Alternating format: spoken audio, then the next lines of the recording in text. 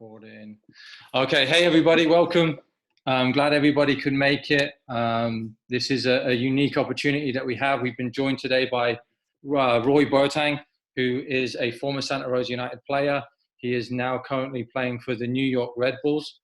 Obviously not playing currently because of the current situation, but we feel right now at this time it would be a great opportunity to meet some past players that have currently that came through the club and now are going on to achieve great things. Roy has been in your shoes and had your experiences that you are currently doing or are about to have. And I just think it's great to hear from alumni players that have gone on to be good things. So Roy, welcome. Glad you can be here. Why don't you start by just introducing yourself and saying a few things about yourself so people know who you are. Yeah, guys, thanks for having me. As you know, Lee said, I was a part of the club from U16s and on. So Santa Rosa has played like a huge part of my career. So it's awesome to be here. And yeah, I mean, I'm just gonna kind of talk about my soccer journey, and then after, if you guys have any questions, because I know when I was in your shoes, I would have loved to like have a person to just ask, somebody that's playing pro. So yeah, excited to be here. No, good, Roy. We're delighted to have you and glad that you can give up the time to be here. I know you're currently on the East Coast, so it's a little bit later for you. What I want to try and do tonight is just start at the beginning and kind of take the players on a journey with you and you sharing your experiences with you. I want to start kind of from the moment you started playing and then take them on that journey to where you are now as a professional soccer player, living the dream out in New Jersey for New York Red Bulls. So how old are you when you first started playing soccer? I want to say as soon as I could kick, I was playing soccer. Originally, I'm born in Ghana, so that's the national sport, and so that's all the neighborhood kids did was just play soccer, watch soccer. It's the national sport. But I didn't start playing organized soccer till I came to the States. So when I was 8 years old, that's when I first joined like a team. But beyond that, I was playing soccer. So can you quickly just touch upon your experience of playing in Ghana? I guess it's a lot different to the American side of the game now. I guess the fields weren't a beautiful green turf field or nice cut grass. What was the experience like of growing up and being in Ghana? That's something I'd love to hear about. Yeah, I mean, we don't have the fields like we do here. I don't know if you guys still train at Trioni, right? We do. We just got brand new fields in as well. Nice. So yeah, you compare that to like having dirt fields and playing barefoot, playing with like deflated soccer balls, or like, sometimes people would like wrap old plastic bags like over and over and over till it firmed up and then play football like that. But at the time it was just like, it was fun, and it's just how people related to one another through sport. So yeah. That's awesome. That's amazing. What is it about the game that you love? The reason why that you keep playing today and everything as well. What is it about the game that you fell in love with? I mean, personally, like I'm a very competitive person, and like since I started playing so young, I don't know, I just naturally fell in love with it. I loved the fact that it involved, my feet, my brain, and just so much of it was just like, I think just came natural for me, also because of the culture. Because from as long as I can remember, I was screaming goal whenever I would see it happen on the TV. I think my house back in Ghana, like people would just come over from all different places to watch a game because we had a TV at our place. But it was a sense of like community, family, and just everything that was good, So I associate soccer with just like togetherness, family, building relationships, and also getting to compete because it's a fun sport. Absolutely. So then, how old are you when you knew that you wanted to play soccer professionally? Well, my first, my pops tells me that the first job I wanted was to be a chef, but besides that, I think it was like the '02 World Cup, and it was Brazil versus Germany, right? It was the final. Everybody's going nuts, and that, I think, did it for me because I got to see, the crazy haircuts, the bald and then the front. Like, it was just nuts. And Yeah. I just remember I couldn't really process at the time like how big it was, but I just remember like, wow, this is so cool. I want to do this. I want to be on TV. I want to be playing in front of people. Yeah. So how old are you now? What year were you born in? I'm 96. 96. Okay, so we're currently Yeah. dealing with 2012s, and then the oldest age group is 2002. So I don't want to age you. I know that ages myself as well. But That's crazy. so in 96, so you would have been about 8 years old when the 2002 was that. Am I right? Am I doing my math right? Yeah. 96, you'd have been 6. 6 years old. Yeah. Yeah, good World Cup there as well. So then what age were you when you moved to the United States? I was 8 years old. And then Yeah. do you move directly to Sonoma County, or there was a journey before there? How did you end up at Santa Rosa No. United? Yeah, I moved directly to Roanoke Park, the friendly city, and I started playing, Roanoke Park local soccer league because my dad thought it was a great way to, make friends. And as I was saying earlier, like just to simulate, get rid of my, broken English and accent. So that was kind of the start of that. And then along the way, I was like, this is awesome. I want to keep playing. Um, but that was the beginning. That was my first club in the States. Okay. And then how old are you when you joined Santa Rosa United? So I want to say like 14, 15. Yeah. I started, you know, because I noticed like, wow, like this level is all right, but I want to be challenged. So I researched and I found out San Jose United was playing Premier. I think it was the Division One. Was like the top league at the time. NorCal Uh, Premier? NorCal Premier. So um, I got in contact with at the time Dave Schaefer, the coach, and he connected me. And at the time, he had a U18 squad. He actually didn't have a spot for me in his age group, so I had to play up a little.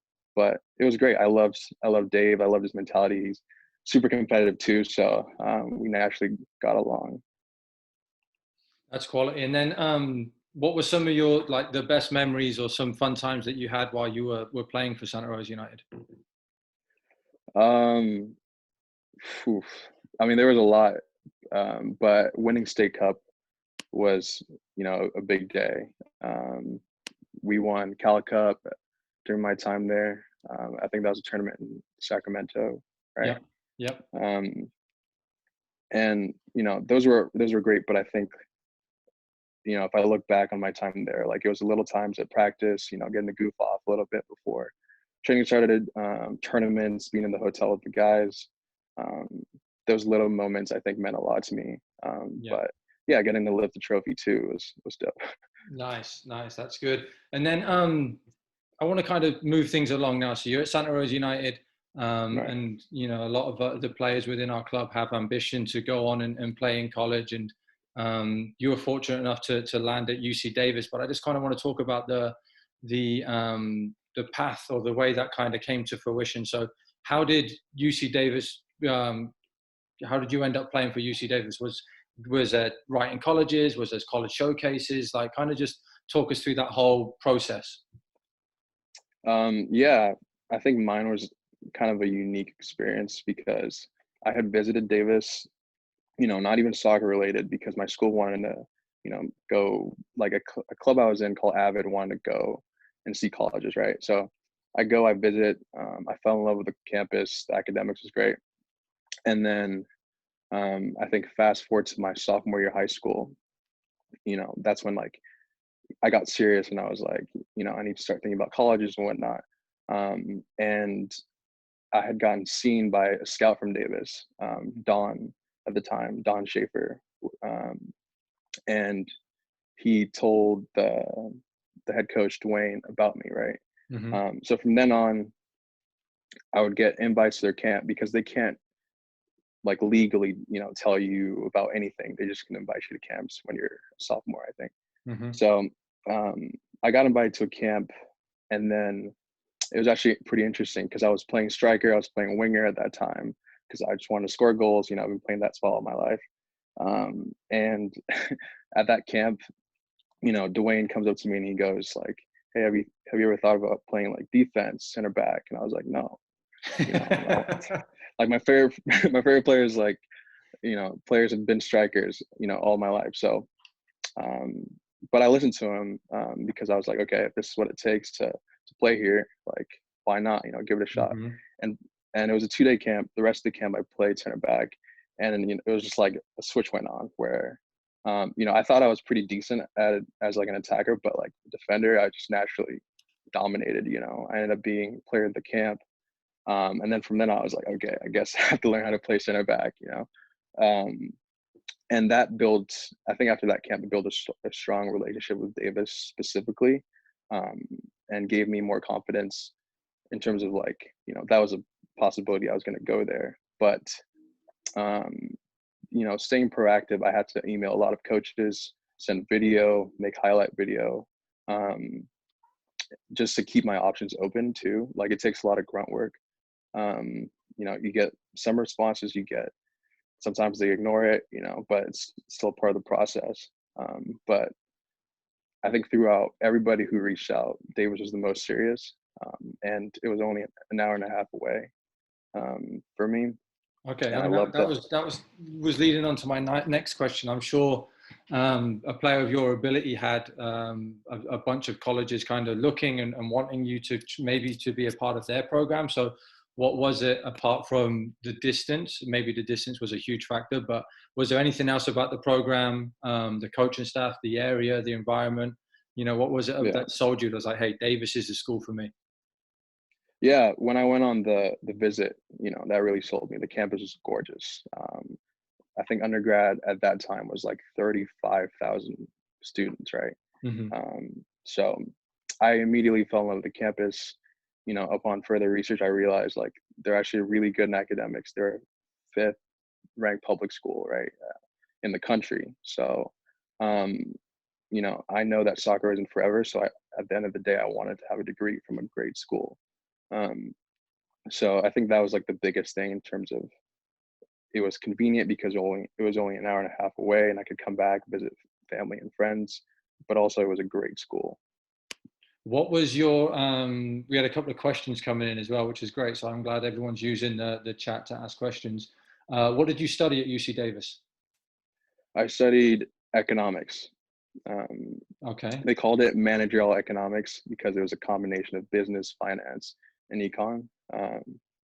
But it was actually funny because my freshman year, I majored in, because when you declare, it's super early and you don't, I mean, at least I didn't know what I was going to major in. So I put like pharmaceutical chemistry, right? Yeah. And my buddy Noah put like, neural biology, something ridiculous. And after 2 quarters, we're like, this is horrible. Like, we don't want to do this. So, um, I realized like I really like business. I like numbers. And so that worked out. That worked out Okay. well. I should have asked this question before, but I'll because then it would have made it into why you studied economics. But what were your grades in high school? What was your GPA? Um, I ended with a 3.8, Okay. if I'm remembering correctly. But again, like, it wasn't always like, Roy was a super studious. I think my freshman year, I wasn't doing that good. And then when I realized like, wow, if I actually want to, keep playing at the high level, I need to buckle down and actually study, go to office hours. And then, I think soccer gave me the motivation really to Yeah. buckle down. Yeah. Definitely. Another question we have was there one particular coach in your early years that you attribute to having said something or did something for you that really turned the light on for you? Yeah. I think my youth days, when Seoul had the academy, Hmm. uh, the coach was Ian, I'm Ian forgetting his Moore, last name, Ian Moore. Okay. Moore, And Morkinio, Moore, Morkinio, Morking. Morky, Mork. Yeah, yeah. And he was amazing because, um, he saw me play rec soccer, and he was like, wow, like, you have something special. Like, I want you to try out Seoul. And he would drive out of his way to pick me up, um, to go to practice because I didn't have a ride, and I don't know. I think for me that meant a lot to me because it showed that he believed in me. Yeah. Um, I didn't really know much at that time in terms of like, which league was the greatest or which club was the best. But I think at an early on, he showed like, wow, like you can do something with your with this sport. So yeah. Brilliant. Yeah, that sounds like Morky for sure. Um, uh, Back to Davis. What was how long were you at Davis? Was it 4 years? Was it did you 4.25. 4 and a quarter? And then what Yeah. were talk us about life as a student athlete. How was it being in school, being a full-time soccer player, full-time student, and then the social life that Davis brings and all that stuff as well. So how were you able to balance that and still do all your studies and everything as well? Yeah, I mean, there's like a famous chart, right? You have your grades, you have your social life, you have your sport, um, and you basically can't pick all of them. Like you have to delegate your time to. Um, I think you have to choose. I don't know if I'm doing it right, but you can't choose them all, right? You have to Yeah, manage your time wisely. Um, and so, as a student athlete, time management is huge yeah, because, like, if I mapped out a day, I would have class at let's say 8, 8 to 10, and then after get breakfast, and then you're heading to the locker room, getting ready for practice from 12 to 2. After 12 to 2, sometimes you get unlucky and you have a class at 12:10, so you have to bike across campus to make it to your class, sweaty, drenched, making sure that you packed lunch in your bag because you're going to be starving sitting in the 2-hour class. But that's kind of what life was like. It taught me how to prioritize. It taught me how to manage my time wisely, plan ahead. Um, but I mean, I wouldn't let that scare you. Also, it was amazing. I loved my hmm time at Davis. Um, I've met some wonderful people that are still in my life today that will be in my life for a long time because of Davis. I mentioned earlier, my best friend was someone I roomed with all 4 years at Davis, and I just became I was his best man this last summer. But it's just stuff like that. Like college is a wonderful time. You get to kind of really figure out like who you are because you're alone. You're not with your parents 24/7. You're making your own decisions, and you build, like you build on the habits that you've already kind of established throughout high school. But this time, it's like no one's forcing you to do it. So yeah, I mean, I recommend college for everyone. Like it was wonderful. No, I hear you, dude.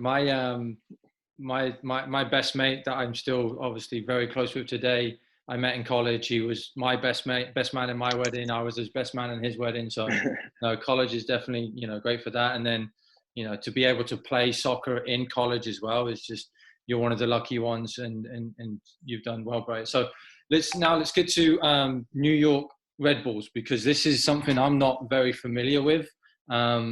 We've Mhm. played together for the Soul. It's amazing how soccer brings us in different paths. My path to professional soccer player is very different from yours. I'm not too familiar with how the MLS works and how you decided during college that you wanted to go and be in the draft, or how that helps, or was it the coach that says, hey, I think you have the potential? So how did you what was it during your college time that made you then decide on a future in the MLS? Um, I think for me, as I started playing, and I started, because over time I built accolades, right? Like my freshman year, I think I got on the top freshman in the country, like on the list on top drawer or whatever. It was like top 100, right? And so with that notoriety, it built belief in me also. And I think for me, I wanted to build on that. So every year, my sophomore year, I made that list again, but as an upperclassman, kind of. hmm Um, and along came like stuff like Player of the Year, got that back to back, um, and for the U.S., I think it's more of like a word to mouth as your buzz starts to build. Coaches talk, players talk. So my sophomore summer, I got invited to come to the Timbers for the PDL team. It's like a summer team. um, and did well there. It only helped my resume, um, and came back my junior year. And I knew that if I wanted to play after, I was going to have to keep kind of building on that and keep like getting better. And the team would have to do better too to gain more notoriety also. So, scouts and um, um, coaches would come and watch. And my junior year and senior year, we had a really awesome squad. We had a lot of seniors, and we did really well. Like we had, national notoriety. Like a lot of coaches came to our games, and I think it was just a combination of team success, individual success, um, that kind of put me on the radar. And as for the draft, as a senior, I started getting a lot of emails from agents and whatnot, like asking about the draft.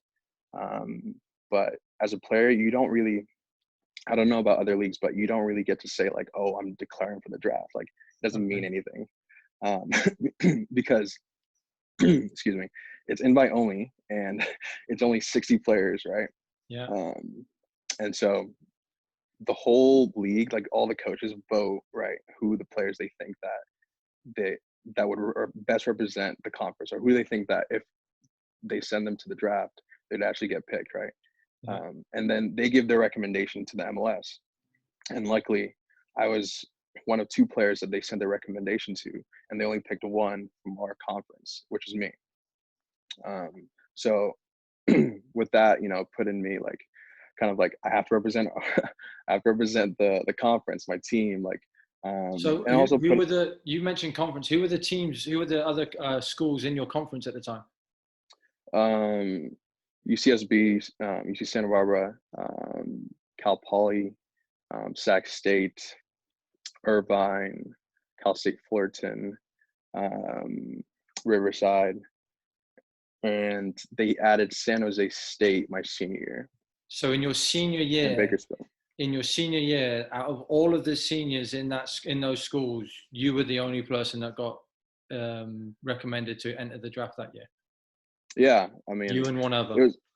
It was unbelievable. I felt super grateful to be, put up for that.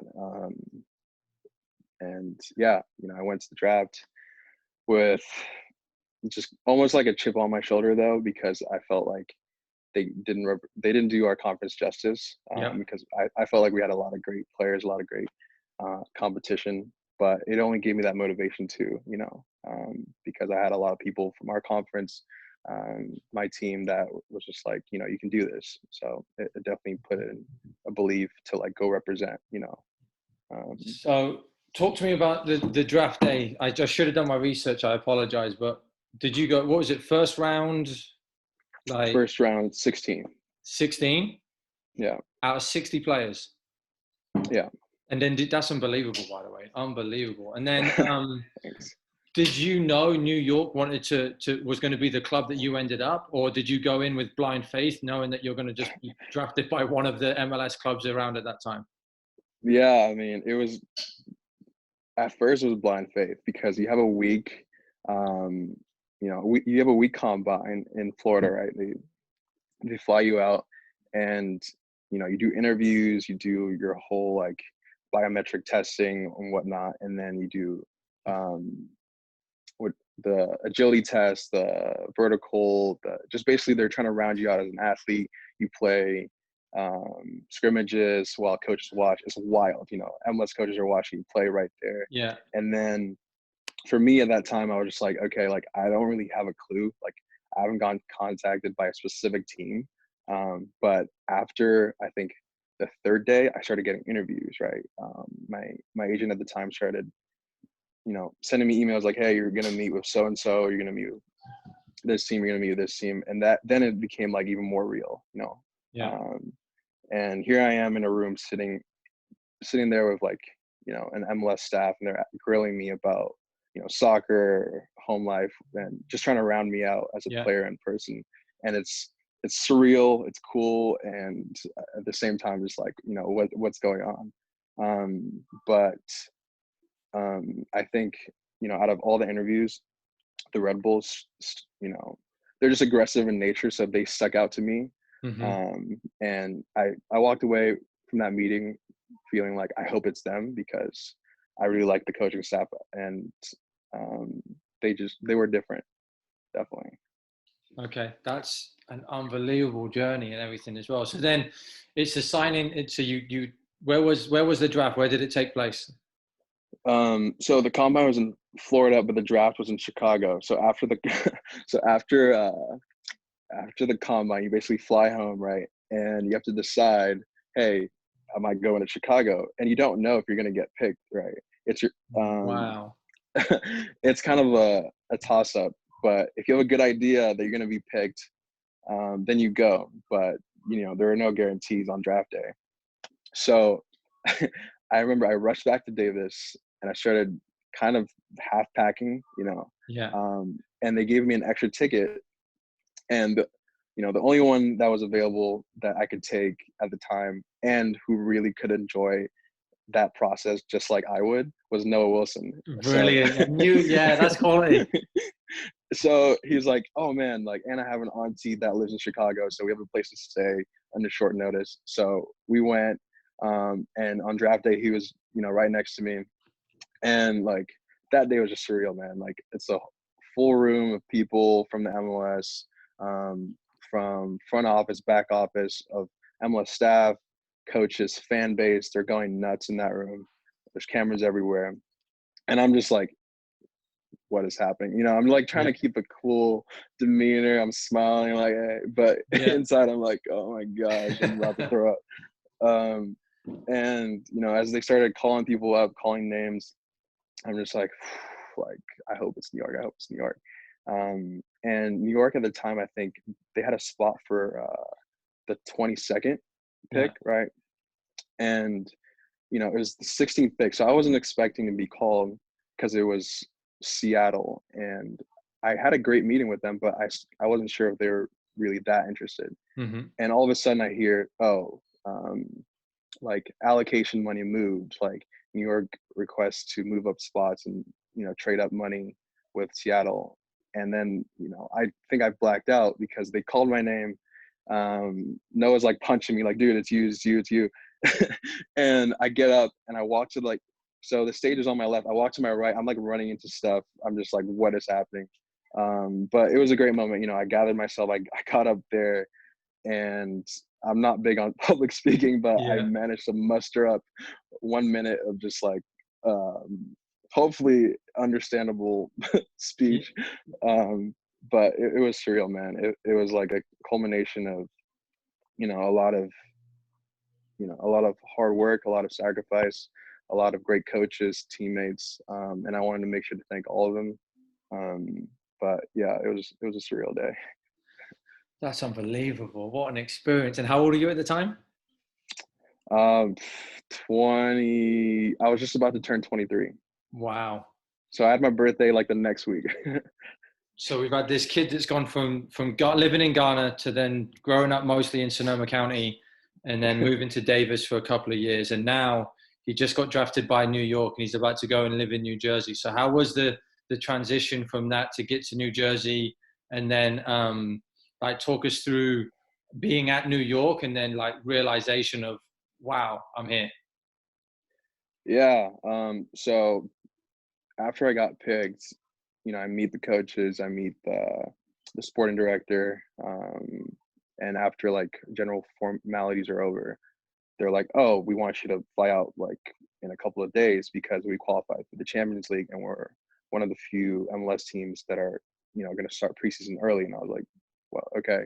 So I basically have to go back to school because that's where all my stuff's at, and I pack basically my life Hmm. in two suitcases, and I report like the following Monday. And I'm freezing. It's January, you Oh know, no way. like it's true. Like we're spoiled with weather back home. Like Yeah. it's crazy. But yeah, I was just cold all the time. They had me set up at a really nice, place. At the time, it was like a temporary hotel with the other draft picks. And for the first 2 weeks, we're training. I'm getting to meet guys like Bradley Wright Phillips, Luis Robles in the locker room, and they're talking to me, and I'm like, what? What? Thank God. Like, but at the same time, when the whistle blew, it was like, it was time to play. It was business. But like, sometimes I would still catch myself like, am I really here right now? Yeah. Like, these guys are incredible. You see, like Bradley Wright Phillips, I think the first time went up against me, he went up against me. He like tried to flick the ball over me, like scooped it with his bag turned away from me and just hit it volley like top corner. And I'm just like, what the heck? Yeah. I'm like both frustrated and mad, but I'm so starstruck and like I'm like, this is the coolest thing ever at the same time. But yeah, I mean, it's stuff like that every day. I'm reminded how lucky I am and how blessed I am to be able to do this, because I know a lot of kids, strive to be here and want to be here, and only a certain few get to. Yeah. So yeah, even today, like I'm still thankful. I'm still like, whoa, I No, can't believe I get to play soccer. oh, absolutely, absolutely. It kind of segues nicely into today. Today we're in a crazy time. We've been hit with this pandemic, and everybody's been asked to stay at home and be safe and shelter in place, which is the times that we are living in. As a professional, what are you doing right now? Because you can't train with your teammates, you can't socially interact personally with people face to face and everything. You can use social media and your phone to connect, but how are you at this time, staying healthy, staying fit, sharp and focused, but then also motivated so that when we're finally back on the field, you will be ready to go for that moment. So what is it like for you currently in this situation? Yeah, I mean, first and foremost, like the team does a really good job of making sure we're staying fit. We have an app that we report like sleep, physical ailments that we have, and also the workout, like the intensity level. So that's their way of like keeping track Hmm. of how we're doing, right? Is it But is as it soon training as once a day? Is it training twice a day? Like, how is it for you right now? sometimes it's twice a day. It varies. Like, Hmm. sometimes it'll be like a conditioning circuit and then strength later in the day and some yoga. But I'm pretty much on the clock from the moment I wake up to the moment I go to sleep in some way or form, because I'm either doing the actual workout, or I'm watching film, or I'm making sure I'm stretching, forcing myself to get in the ice bath, like making a makeshift ice bath in the tub.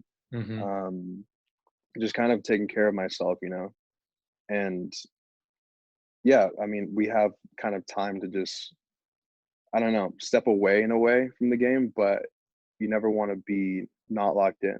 Yeah. So I find ways to like keep my mind sharp. Like I read as much as, I can. And so that's like a little way I keep my brain sharp. So like I read, because nothing, it doesn't all have to be all soccer related, right? Like you have Yep. ways to keep your brain moving. You can't just sit there and watch Netflix all day. Like, um, so yeah. I have a question about that later. Don't worry about it. But hey, what advice though could you give our players? They're in the same situation. They're at home. They're stuck with their families. We have an online program for them. We're doing live training sessions up to 9 times a week to try and keep them engaged and stuff. But what advice do you have for our players that are in the same situation as you right now? um, I would say that, you know, for me, if I were in your position right now, I would love to hear something like, it's not enough to just do what your coach is saying. Like you have to do extra. Like only you know what you kind of need to work on at this time. I feel like as a club like Sinners United, my time I had a lot of feedback. I had a lot of like coaches telling me what I could be working on. So I feel like, using this time to work on your weaknesses, working on your game. Um, I know like as a youth player, like I struggled with my left foot. Like I just like it like didn't belong to my body. Like so this time, this time I would be in my, well, I wouldn't be breaking stuff. I'm not saying like don't play soccer in your house, but I would be finding like a wall or something to get extra reps with my left foot. Do whatever I need to do to make sure like I'm not just idly sitting by and, just going through the motions or just doing what is like kind of the bare minimum, because Mhm. I think we're smart enough as players to know when we're just doing the bare minimum. So yeah, use this time wisely, dude. Like work on what you need to. Um, yeah. Brilliant. That's great advice. And coming from you, sometimes we hear it, from the parents. Parents don't want to listen to the kids. Don't want to listen to their parents sometimes. And the coach, we've been, sometimes it can kind of get drowned out and just become the norm. But to hear from someone like you that obviously are taking advantage of this time to stay sharp, I think that's great advice, and I appreciate it. I want to ask one more question before I open it up to some other questions. And again, there is a chat feature that you can use to ask Roy any questions that you want. But knowing what you know now, and then if you could revisit yourself at the age of 9, 10, 11, or 12 and give that person some advice, what would you give what advice would you give yourself 10, 15 years ago? This is my favorite question. That was a good question, I thought. I like That's that a one. great question. Yeah, I saw it on the sheet you sent me, and I was like, man, this is tough Yeah. because there's so much, right? But I think what was really important for me was that working in silence and working when no one is watching has value. And for me, that I think was really helpful for me in terms of like gaining an edge over like the competition, and even getting better than like, you know, I hate to say it, but getting better than your teammates, because you want to be the best player out there, Yep. But yeah, for me, like just to know that the work that you put in when no one's watching is so valuable. It helped me to fall in love with the game even more. It helped me to fall in love with the process, the grind, Hmm. when you can go out there by yourself and just like hit the ball for hours, no one's there to clap, and you're frustrated. You're happy when you make it work. You're happy when it clicks, and you're like celebrating by yourself. It's just like, that's what it's all about.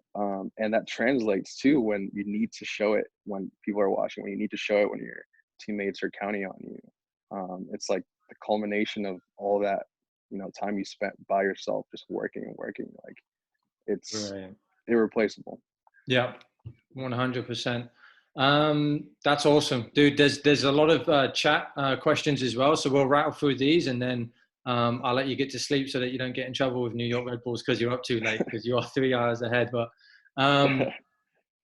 favorite coach? Man, I got hit with that question like last week. Oh, that's so tough. No, I can't.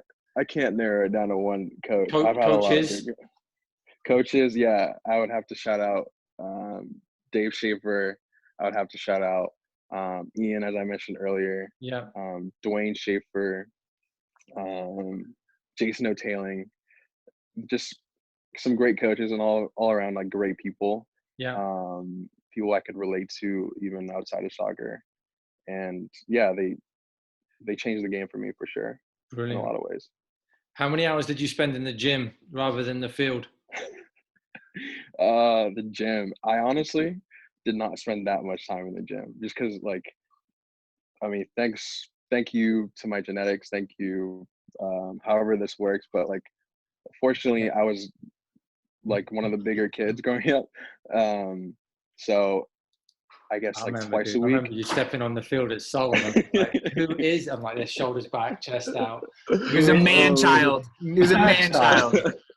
yeah. I mean, staying in the gym is important. Like, I obviously don't do I do stuff, but I don't go crazy in the weight room. Like, I try Yeah, to maintain my strength, twice a week. Like, even here we lift, but they know me now, so they like tailor mine specifically to my body, because they yeah. like, if I lift, like I'm gonna swell up. So I have to be smart about it. But I'm big on core. I'm big on yoga, staying flexible. Um, like I love yoga. It's Yeah, painful, but it's so helpful. yeah. Yeah. Good man. What's the hardest team that you've had to play against in the MLS? Oof. I mean, recently in Florida we played Atlanta United, and actually got to play against Josef Martinez, which was like, he's a phenomenal player. Um, yeah, I think that was the best team I've played against. At the They're really good. Atlanta Stadium as well? No, this No? was at Uh, the IMG Academy. Okay. Yeah. Yeah. Best stadium you've played in so far? I love our stadium. Right? Yeah, I love Red Bull Arena. Yeah, there you Yeah. go. What's the app that you're using that Red Bulls has you working from? Are you allowed to share that with us or no? Yeah, I mean, it's called Bullseye. It's like a cheesy name, but I think they developed it. Oh, Um, okay. yeah, And I then don't know if you who's the best trainer at New York? Like when you got there and, trainer. and you mentioned like playing against Bradley Wright Phillips and some of the stars and everything as well, but who's the best trainer and who's like someone that you kind of um, look up to in a way or helped you while you were there and what makes them the best trainer? Um, yeah, I mean, that's easy. I think it was Luis Robles. Hmm. Um, he's the captain at the time. He's not with us anymore, but he was the captain when I first got there. And he was just an all-around great teammate, hard worker on the field, but off the field, like he made sure, I felt comfortable. Like whatever question I had, he would reach out. He made sure to let me know kind of like the club traditions and what, as a rookie, is expected of me, which was huge, right? Because Hmm. you don't want to go into a place and just kind of tiptoe around and do something wrong. Um, but yeah, I mean, he was amazing. Like I really looked up to that guy, and I still do. He's with Miami right now, but we still keep in touch. Um, but yeah, he's probably it in terms of that. Who's your favorite soccer player growing up? Um, well, at first it was Ronaldo Lima, um, the original number 9 for Brazil, and then That's the original. you know, Sorry, do we have some young listeners? That's the original Ronaldo, not Cristiano Ronaldo, but the original number 9. but don't speak too soon because Cristiano Ronaldo is my next. I would have to Oh, say. mate. I mean, they're not too. Yeah, and I know there are all these Messi guys right now that want to be like, oh my god, like Messi's the best. But I just respect Cristiano Ronaldo's worth ethic Yeah. because I'm not oblivious. Like Messi's crazy, um, but I think from a development standpoint, to see Cristiano Ronaldo from Sporting Lisbon to like Man United Cristiano Ronaldo, Real Madrid Cristiano Ronaldo, and then Juve Cristiano Ronaldo, it's insane. So Yeah. he's an inspiration for sure. Just that you can work hard to be the best. You can work hard to achieve new levels. Um, and that's not a knock to Messi for everyone that's like mad right now. No, no, no.